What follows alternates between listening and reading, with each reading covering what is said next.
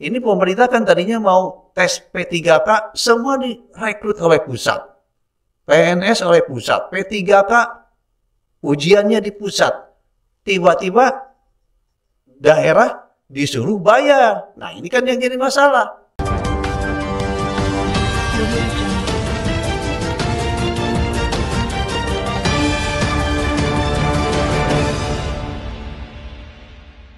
Halo, apa kabar? Kembali lagi di Sudut Dengar Parlemen bareng Nadia Kanaya. Kemarin sempat nggak ketemu sama Nadia, udah kangen. Nah, sekarang waktunya Nadia nemenin. Ada yang geleng-geleng, ada yang nggak kangen, tah. Padahal dalam hati kangen ya.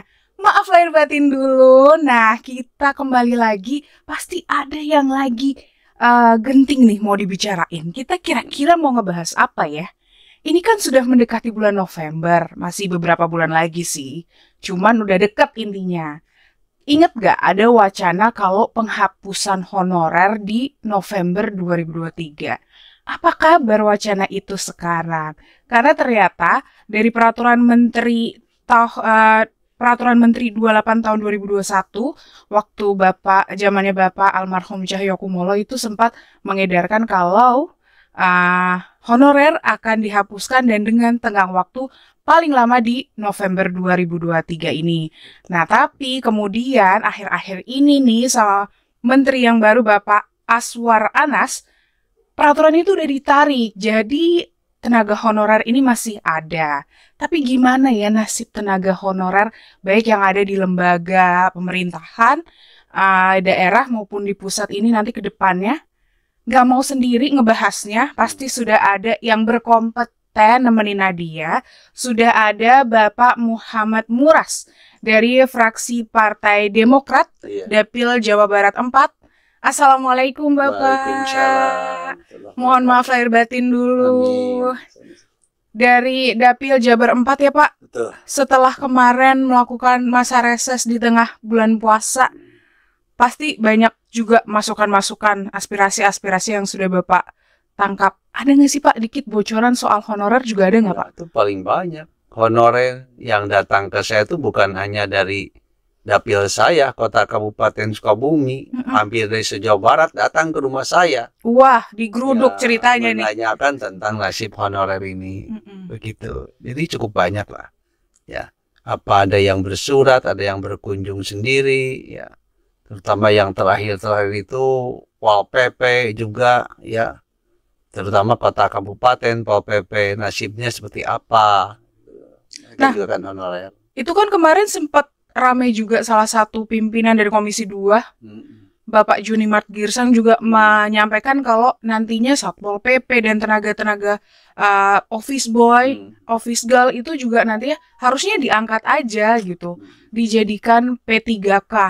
Nah itu kalau Bapak sendiri melihat ini skema yang disampaikan sama Bapak Junimart Girsang, mungkin nggak sih kalau 2.360.723 orang ini akan bisa menjadi P3K? Sebetulnya kalau menurut saya mungkin saja, asal ada komitmen dari pemerintah, dalam hal ini pemerintah pusat, provinsi, dan kota kabupaten. Semua komit lah. Yang mengangkat ini siapa kan? Nanti kalau saya boleh jelasin, saya urut dulu kenapa jadi ada masalah terus di honorer ini kan? Kenapa tuh Pak? Nah, ini kan yang mungkin belum banyak diketahui orang. Iya, kenapa honorer ini selalu jadi masalah? Bukan sekarang saja, tahun-tahun sebelumnya juga masalah, begitu kan? Nah, cuman kesini kan makin banyak. Nah, sebelumnya saya perkenalkan dulu. Tadi saya Muhammad Muras, ya. Dapil saya kota Kabupaten Sukabumi. Sebelumnya saya juga PNS. Wow. Jadi saya di PNS itu hampir 38 tahun. 38 tahun. Dan dimulai dari golongan 1 saya sampai habis 4E. Wah, berarti udah. Jadi agak paham lah tentang seperti apa honorer ini di daerah terutama ya. Nah, jadi ini kalau saya lihat sekarang, kenapa sih masalah honorer ini? Pertama, pemerintah pusat itu tidak pernah konsekuen terhadap penerapan sanksi. Itu kan ada dari tahun 80-an, sudah ada aturan-aturan. ini kepala daerah atau pejabat tertentu nggak boleh ngangkat honorer. Kalau mengangkat nanti ada sanksi. Sampai hari ini belum pernah saya dengar ada kepala daerah atau menteri kena sanksi karena ngangkat honorer. Itu satu. Yang kedua, ya, di daerah terutama, ini organisasi daerah itu dikembangkan terus oleh pusat. Awal-awal reformasi tahun 2001 lah, misalnya saya di kota Sukabumi, ya, ada lembaga kurang lebih 42 lembaga.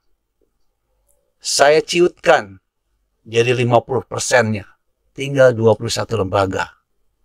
Dan itu berjalan dengan kalimat dulu dari Kemenpan, istilahnya ramping organisasi kaya fungsi. Bagus itu menurut saya. Ya. Nah, ketika kita rampingkan organisasi, kita hitung, ya, seperti apa analisis organisasinya, analisis manajemen, sampai analisis beban kerja, ya, analisis perorangan seperti apa. Itu di kota saya berjalan baik. Tiba-tiba setelah reformasi ini, saya anggap ini kepentingan pusat loh. Di pusat ada menteri A, ke daerah pengen punya kaki, dibentuklah dinas A. Di pusat ada kementerian B, ke daerah juga harus ada kementerian B, begitu kan? Sehingga di daerah dikembangkan lagi. Jadi beranak pinak di situ. Organisasinya berkembang loh. Kalau kita ngomong organisasi berkembang, berarti kan perlu SDM, perlu SDA, ya, perlu finansial dan sebagainya. Nah, itu kan berkembang. Itu pertama ya. Kita bicara tenaga tadi. Organisasi dikembangkan berarti perlu orang lebih banyak. Eselon 2 di daerah itu berapa? Pangkatnya apa kan? Minimal 4B dia di eselon 2, eselon 3 4A begitu. Nah, itu perlu personal. Itu pertama. Yang kedua, nah ini yang agak parah. Hampir 10 tahun nggak ngangkat PNS. Udah organisasi dikembangkan, 10 tahun nggak ngangkat PNS. Di lain pihak, kepala daerah, misalnya ada yang taat, nggak berani ngangkat honorer. Dinas-dinas, akhirnya pada ngangkat honorer. Kepala sekolah, karena diberi kewenangan uang BOP, bos, dia ngangkat guru dari dana bos itu. Ya, mereka sembunyi-sembunyi kepada kepala daerah. Ya, tapi itu karena PNS-nya pensiun. Bukan diangkat kembali menjadi PNS, tapi justru mengambil dari tenaga honorer. Ya, enggak ada. Pemerintah tidak ada tes PNS hampir 10 tahun. Oke. Ya. Kemudian yang terakhir, pemerintah pusat mendata dan pengangkatan honorer atau istilah lain ada yang TKS lah, tenaga kerja sukarela atau apa, yang diangkat oleh dinas, oleh bagian, oleh kepala sekolah, itu diakui oleh pemerintah pusat. Nah, blunder kepala daerahnya. Jadi bingung. Ya, kan pejabat pembina kepegawaian itu di daerah adalah kepala daerah. Jadi yang boleh ngangkat itu kepala daerah. Nah, berarti masih ada simpang siur dan tumpang tindih ini. Makanya tidak konsekuen kan? Oke, Pak. Di pemerintah tidak konsekuen. Tapi saya nggak terlalu nyalahkan misalnya kepala sekolah kenapa ngangkat honorer. Saya contohkan begini. Saya contoh di kota Sukabumi saja ya. Karena saya pernah jadi wali kota juga di Sukabumi. Sekda saya hampir 9 tahun. Ya. Misalnya SMA lah contoh. Setahu saya dulu sebelum reformasi itu sekolah itu dibagi klasternya 3, A, B, C, negeri itu. C itu yang tertinggi. Yang tertinggi itu maksimal 27 rombel. Artinya kelas 1 9, kelas 2 9, kelas 3 9 kelas. 27 rombel. Setelah reformasi melihat bahwa sekolah yang terbaik itu negeri, ya, pemerintah kan bangun negeri terus ya. Ya, minat masyarakat ke negeri membludak. Sampai SMA itu rata-rata 40 sampai 45 rombel, bayangkan. Ya. Demikian juga pengembangan puskesmas di daerah. Nah, 45 rombel anggap SMA ya. Gurunya Yang tadi untuk 27 tiap tahun pensiun. Kalau misalnya di daerah saya itu rata-rata guru setahun pensiun 100 orang SD sampai SMA ya. 10 tahun 1000 loh. Wah, jadi lumayan ya Pak ya, makanya ini akhirnya anak nambah, rombel nambah, PNS-nya pensiun, guru pusing. Akhirnya itu akhirnya dia jadikan lahan pergunakan BOP dari bos untuk mengambil tenaga honorer. Oke Pak, nanti kita lanjut lagi gitu. Pak. Karena sebenarnya masih panjang ya penjelasannya. Tapi pendengar kira-kira seperti itu lah. Oh iya. Tapi pendengar dan pemirsa TVR Parlemen maupun RRI ini, kita masih akan bahas lagi soal skema dari honorer. Jadi jangan kemana-mana, tetap di Sudut Dengar Parlemen.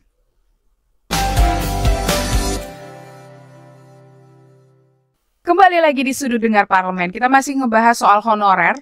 Nah Pak, ini akhirnya wacana penghapusan honorer 2023 bulan November itu dihapuskan ya Pak, ditiadakan. Tadinya kan harusnya di bulan November ini sudah tidak ada lagi tenaga honorer. Nah sekarang ada lagi. Ini salah satu yang tadi Bapak sebutkan di awal, kalau komitmen pemerintah ini belum benar-benar dipegang gitu. Nah sebenarnya seharusnya seperti apa, dan nantinya nih kalau memang seandainya memang tenaga honorer ini katakanlah sekarang masih, apa skema yang akan mereka dapatkan untuk di kemudian hari? Apakah akan terus menjadi honorer atau nantinya akan diangkat juga? Ya, ini barangkali yang belum jelas jawaban pemerintah ya. Tapi yang pertama, pemerintah sudah sepakat nggak boleh ada pemberhentian massal honorer dengan sejarah seperti tadi. Ini kan bukan kesalahan mereka. Iya, betul. Ya, bukan kesalahan tenaga honorer. Ya. Kemudian kalau honorer diberhentikan juga jadi masalah pelayanan terhadap masyarakat. Tadi misalnya guru, kesehatan, di SKPD yang lain, juga administrasi, itu sudah banyak honorer. Bagaimanapun mereka juga sudah berkontribusi besar. Berkontribusi cukup besar, harus dihargai. Nah, sampai hari ini formulanya belum jelas. Cuman satu, tadi sudah sepakat pemerintah tidak memberhentikan honorer. Nah, kemudian harusnya kepala daerah juga jangan ngangkat-ngangkat lagi. Kasih sanksi. Kalau daerah mengangkat honorer lagi, saya yakin masih banyak ini. Kepala daerah yang ngangkat. Diam-diam gitu ya, Diam-diam lah. Masih setahun. Saya kira kalau yang diberhentikan masih baru 1 tahun berhentikan nggak apa-apa. Kalau menurut saya, biar ada rasa jerak di daerah juga ya. Atau di kementerian juga. Nah, yang kemudian undang-undang itu hanya mengenal 2. PNS dan P3K. Itu ASN namanya. ASN itu hanya 2. PNS dan P3K. Ini surat menteri malah muncul outsourcing. Apa? Padahal waktu itu katanya skema outsourcing itu sudah harus dihapuskan. Kita tolak di Komisi 2. Enggak logik. Outsourcing itu malah akan makin menyengsarakan para honorer. Iya. Ya, udah honornya kecil, sekarang pakai outsourcing, nanti dipotong lagi sama bosnya di outsourcing. Jadi saya nggak pernah setuju. Oh, sopir outsourcing, bayar aja. Ya. Nah, yang ketiga mungkin komitmen. Orang yang ngangkat tuh harus komit. Kalau ngangkatlah yang benar sesuai prosedur. Jadi kalau itu hak pejabat pembina kepegawaian di daerah, berarti kepala daerah, bupati, wali kota, gubernur yang punya hak. Beri honor yang jelas. Ya. Sesuai dengan UMR lah minimal. Ya. Atau sekarang pemerintah bikin aturan. Ini pemerintah kan tadinya mau tes P3K semua direkrut oleh pusat. PNS oleh pusat. P3K ujiannya di pusat. Tiba-tiba daerah disuruh bayar. Nah, ini kan yang jadi masalah. Oh, ada yang kayak gitu juga ya, Pak? Ya, ini kan kenapa jadi nggak beres. Di awal-awal itu pemerintah meminta ke daerah untuk mengajukan P3K dengan jumlah 1 juta. P3K akan diangkat. Di Komisi 2 tuh ngomong masih Pak Cahyo. Biayanya dari mana? Honornya di mana? Karena pusat yang angkat, pusat yang bayar. Oh, setuju saya. Ya, oke lah. Supaya clear mungkin. Ya. Tapi tiba-tiba karena COVID akhirnya dikembalikan. Yang P3K honornya dari daerah. ya daerah mundur lagi. Kelimpungan, anggarannya terbatas. Anggarannya, karena kan upahnya di atas UMR. Makanya saya sampaikan, udah P3K daerah serahkan ke daerah. Tanggung jawab dong kepala daerah.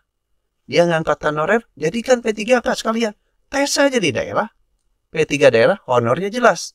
Tugasnya jelas. Seperti P3 yang sekarang. Nah, kalau seandainya nih Pak, emang 2 juta sekian nantinya akan diangkat menjadi P3K, memang pemerintah punya kemampuan untuk... Pemerintah pusat hari ini menyatakan nggak mampu bayarnya. Sehingga yang kemarin November itu makanya juga akhirnya dikembalikan ke daerah. Makanya daerah mengurangi jumlahnya. Tapi sekarang saya kembalikan. Ini hampir lebih dari 50% honorer itu adanya di daerah ya. Pemerintah daerah. Ya, lebih lah. Lebih dari 50%, mungkin 60% atau lebih. Ya, datanya. Nah, kalau daerah berani ngangkat, tanggung jawab. Beri kewenangan daerahnya. Kalau PNS, oke lah di pusat testingnya. Tapi sebenarnya di kementerian lembaga yang ada di tingkat pemerintah pusat pun kan juga banyak nih Pak honorer-honorer juga belum terangkat sebenarnya. Belum, jangan kan di luar, di sini aja di sekat dewan belum, di DPR aja banyak ini. Masa sih Pak? Honorernya, saya tanya-tanya, satpam semuanya tuh honorer. Oh iya ya, oh gitu Pak. Jadi skema-skema seperti apa nih yang nantinya akan dari Komisi 2 akan ditekankan lagi untuk memastikan justru kan undang-undang kepegawaiannya ini yang mau kita ubah. Kemarin sudah dibahas di Komisi 2, ya panjanya sudah dibentuk, tapi tiba-tiba ini dihentikan dulu. Jadi skema mengenai honorer itu harusnya jelas di undang-undang. Akan dibahas diperdalam. Diperdalam. Jadi misalnya tadi daerah kalau ngangkat honorer siapa yang berwenang? Jangan kepala sekolah, jangan kepala dinas. Ya kita nggak nutup mata, KKN juga mungkin terjadi. Ya di pengangkatan honorer ini, atau mungkin yang bayar-bayar pakai uang juga, bisa saja, mungkin. Ya, ada ya Pak ya? Mungkin. Patut diduga. Saya nggak nuduh, tapi mungkin terjadi. Mungkin ada. Mungkin ada. Ya kita bahasnya agak takut ya ini sebenarnya ngebahas ini. Tapi kita fair. Ini fair. Saya kan ngomong tadi, saya 43 tahun di daerah. Jadi udah tahu pasti ya Pak ya. Jadi sekda hampir 9 tahun, jadi wali kota 5 tahun. Cuma nggak diterusin jadi wali kota, nggak mau saya lari ke sini. Kita mau bahas lagi nih Pak nanti soal skema dan yang lainnya. Tapi kita harus jeda lagi nih baru. Dua pertanyaan udah jeda. Biar nggak bosan. Jadi pendengar dan pemirsa TVR Parlemen dan RRI jangan kemana-mana, tetap di Sudut Dengar Parlemen. Kembali lagi di Sudut Dengar Parlemen, masih membahas sesuatu yang panas karena memang ini tuh relate banget dengan kehidupan kita sehari-hari ya, karena banyak banget pasti tetangga, saudara, atau mungkin kamu termasuk dalam tenaga honorer yang akan kita bahas. Nah, kita tahu nih Pak, setiap tahun sekarang pemerintah tuh rajin membuka lowongan pekerjaan, membuka CPNS, perekrutan CPNS. Bahkan yang kemarin BUMN pun juga lagi membuka juga nih Pak.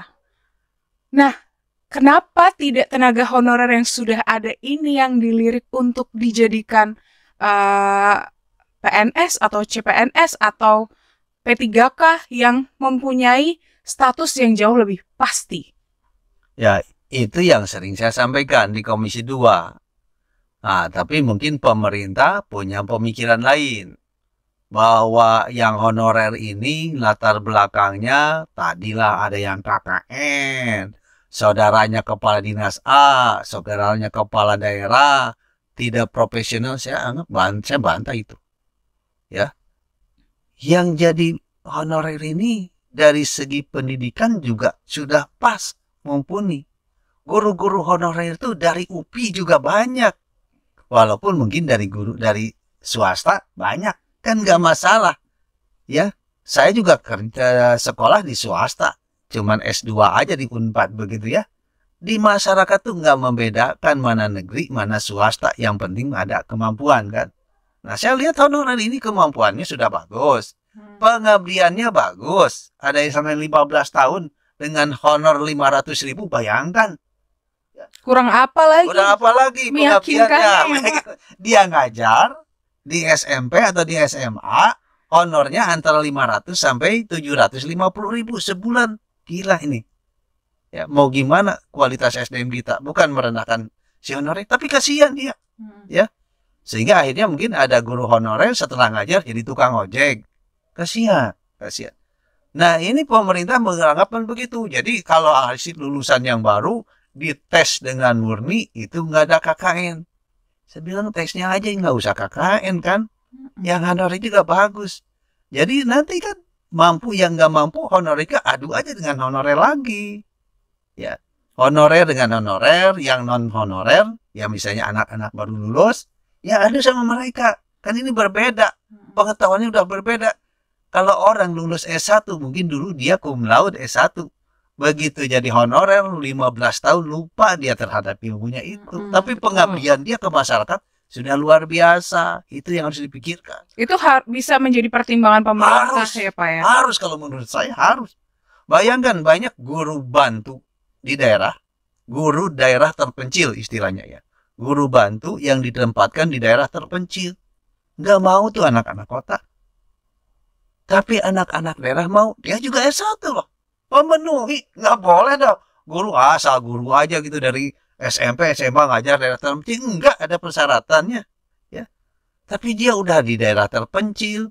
Honornya cuma 1 juta. Dibayarnya 3 bulan sekali. Kan gila ini. Anak bangsa mau dikemanain? Gimana bisa memberikan kualitas yang jauh lebih baik kalau perhatiannya, kesejahteraan belum dipertimbangkan. Yang terakhir nih, kita di pusat ini sering saya koreksi nih, sering saya komentari ya. Pusat bertahun-tahun ini memprioritaskan guru dan nakes. Oke, saya setuju.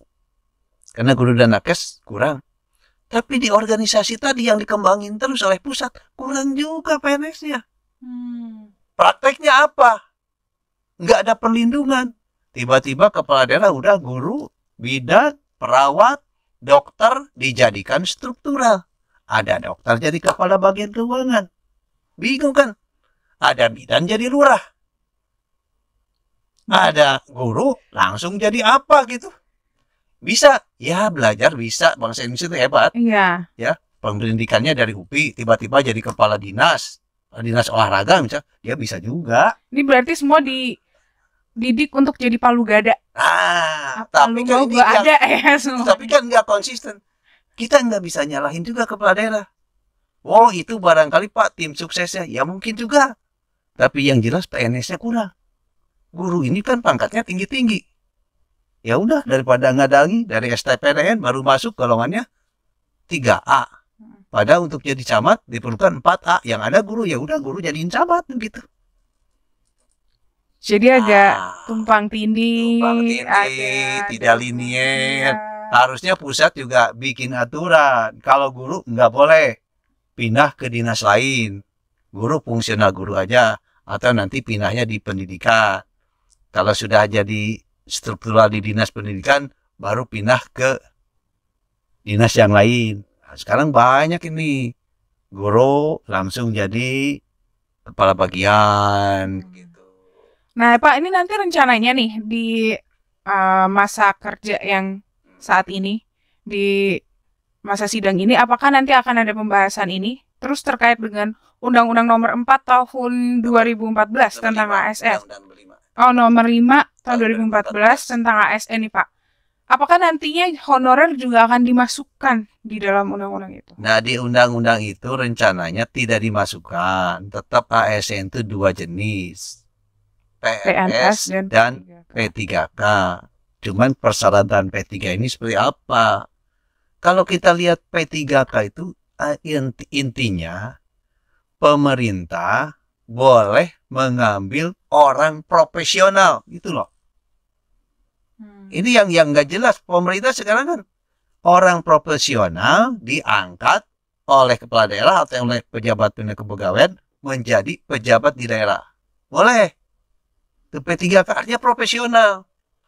Kalau sekarang saya tanya, guru jadi P3K. Loh, Ini kan semuanya memang proporsinya dia fungsional. Ya. Kalau misalnya kita nih di SMA ini nggak bagus nih. Ya, atau personelnya kurang. Carilah kepala sekolah di Malaysia atau mungkin dari Eropa, panggil ke sinilah. Jadi P3K di sini 5 tahun. Begitu. Sekarang semua guru jadi P3K, aneh. Harusnya yang proporsional, yang lebih dari profesional. Memang bisa membantu lembaga itu. Yang profesional itu begitu Pak, kalau yang saya baca di undang-undangnya. Berarti alangkah lebih baiknya si guru-guru ini diangkatnya menjadi PNS gitu Pak? PNS aja, jadi lebih aman. Oh gitu. Ya memang buat apa? Ya, sekarang misalnya guru nih udah 15 tahun, S1, ya, diangkat jadi P3K, gajinya lebih kecil dari PNS. Kan itu enggak fair. Enggak fair. Dia ngajarnya sama dengan PNS, tapi perlakuannya berbeda. Apa bedanya? Kita tunggu suara dari Bapak nanti. Oh, kalau saya ngomongnya begitu terus di Komisi 2 sama dengan di sini. Berarti kita doakan semoga Pak Muras bisa menyuarakan suara hati teman-teman yang lagi mendengarkan dan menyaksikan sudut dengar parlemen ini ya Pak. Apalagi Pol PP itu nggak ada alasan. Di undang-undang hanya ngomong yang namanya Pol PP harus PNS. Nggak bisa P3, apalagi outsourcing, apalagi honorer. Faktualnya sekarang di Indonesia mungkin lebih dari 60% honorer untuk PNS. Padahal dia tiap hari melaksanakan penegakan hukum Perda dan keputusan kepala daerah. Saya sampai bilang, gimana kalau polisi honorer? Nah, gimana ya? Ayo, polisi boleh honorer. PP kok boleh honorer, polisi nggak boleh honorer. Nah, tuh nanti akan ada pertanyaan-pertanyaan yang kita ingin lihat dari Pak Muras di Komisi 2. Apalagi membahas soal honorer ini. Semoga suara-suara dari masyarakat soal honorer ini bisa disuarakan di Komisi 2 dengan tepat ya Pak. Dan pasti semoga suarakan terus. Pemerintah juga bisa memberikan kepastian dan komitmen yang kuat. Jangan pelan intinya ya. Jangan di PHP nih ya kan Pak ya. Terima kasih Pak Muras sudah meluangkan waktunya.